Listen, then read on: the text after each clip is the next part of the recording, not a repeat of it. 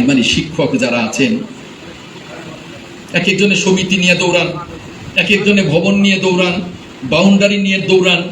এগুলোর জন্য তো আমি আছি, আমার সরকার আছে, দেখবে।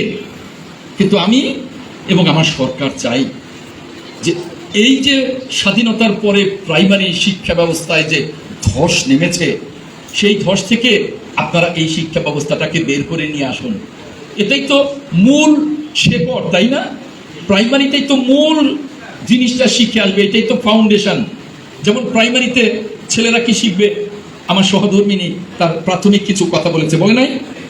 আমার ইয়নু সাহেব কিছু কথা বলেছেন। অতএব এই প্রাইমারি শিক্ষাটাকে আমরা যদি সুন্দরভাবে গুছিয়ে দিতে পারি, তাহলে কিন্তু এটা সরকারি প্রাইমারি, অনেক কম বেতনে পড়াশোনা করা যায়, বেতন লাগে না, ফ্রি প্রাইমারি বলি আমরা।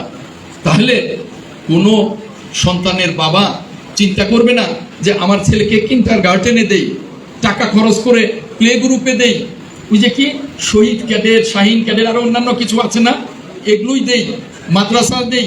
সবাই চিন্তা করবে সরকারি প্রাইমারি, এখানে যেমনি বাংলা পড়ানো হবে, তেমনি আরবি পড়ানো হবে, তেমনি ইংরেজি পড়ানো হবে। আপনারা যারা শিক্ষক আছেন তারা নিজেরা আগে পড়বেন, নিজেরা আগে পড়বেন, এবং তার পরের দিন ক্লাসে যা পড়াবেন তা যেন আগ্রহের সাথে ছাত্রছাত্রীরা পড়েন এবং গ্রহণ করেন। আপনারা প্রতি মাসে একবার করে অভিভাবক সমাবেশ করবেন। প্রত্যেকটা অভিভাবককে বলবেন যে বাসায় আপনার ছেলেটা, আপনার মেয়েটা কি করে, কতক্ষণ পড়াশোনা করে, ঠিক মতো পড়ে কিনা, আপনি ঠিক মতো দেখেন কিনা।